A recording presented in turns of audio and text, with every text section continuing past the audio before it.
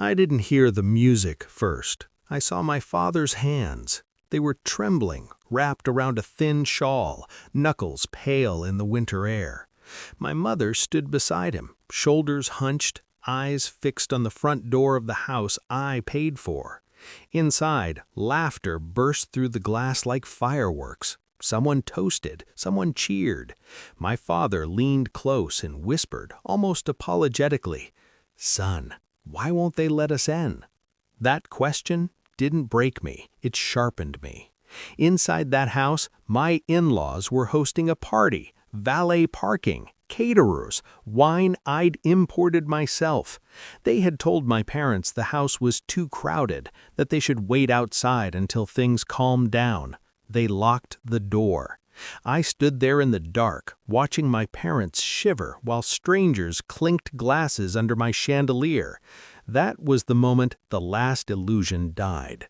Once I believed marriage meant merging families. I believed respect was automatic. I believed that if I worked hard enough, provided enough, stayed quiet enough, I would earn my place. I funded everything. The house, the cars, the vacations they bragged about to relatives who thought I was lucky to marry into such a refined family. My wife smiled when they mocked my parents' simple clothes, their accents, their discomfort in elite rooms.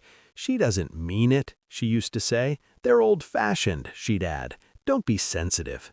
So I swallowed it, again and again, for years, because I loved her, because I respected them, because I believed patience was strength. That night outside my house taught me something different. Patience is only strength until it's mistaken for permission. I didn't confront them, not then. I took my parents to a hotel instead. 5 stars, warm lights, hot tea. I watched my mother's hands relax as heat returned to her fingers. I told them I had work to do. That was true.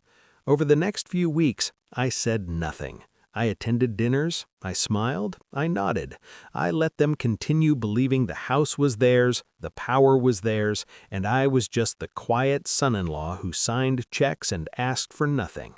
What they didn't know was that silence had given me space.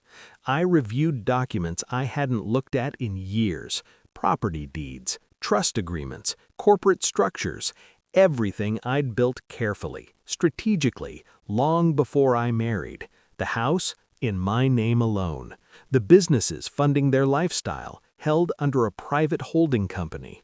The accounts my wife accessed so freely, authorized by me, revocable by me. And the retirement trust they mocked me for setting up too early? That trust held controlling voting rights in the family firm my father-in-law ran like his personal kingdom. 76%. They never asked. They never checked. They assumed. That was their final mistake. I waited for the right moment. It came faster than expected. "You're outdated," my father-in-law snapped during a board call, irritated that I questioned an expense tied to his son. "We're done here." I replied quietly, "Understood." That was the moment the trust activated its voting rights. By Monday morning, the board convened an emergency meeting. The question on every face was the same: who just fired the man who owned the company in his own mind, but not on paper? The confrontation didn't happen in my house. I wanted neutral ground. They arrived confident, angry, ready to lecture me about loyalty and respect. I laid the documents on the table, one by one, slowly, no theatrics. The property notice, the account freezes, the board resolution. My wife's face drained first. She knew then. She had always known I was capable, but she never believed I would choose myself. My father-in-law shouted, threatened, promised consequences. I let him finish. Then I spoke. "You locked my parents out of a house I built," I said calmly, "so I locked you out of lives you were borrowing." Silence swallowed the room. They lost the house within 30 days. The cars followed. The company severed ties publicly. Friends stopped calling. Invitations dried up. The family that once dismissed mine now avoided eye contact in public. No scandals, no shouting matches, just consequences. executed with precision.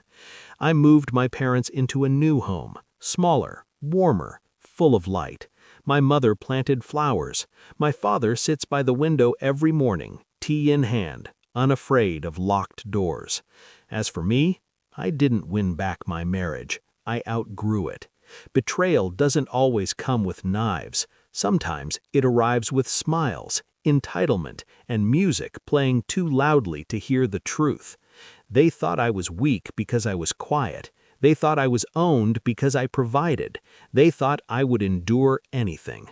They were wrong. I didn't destroy them out of rage. I dismantled them out of clarity. And when I think back to my father's whisper in the cold night air, I don't feel guilt. I feel resolve. Because no one who humiliates my parents ever gets to feel at home again.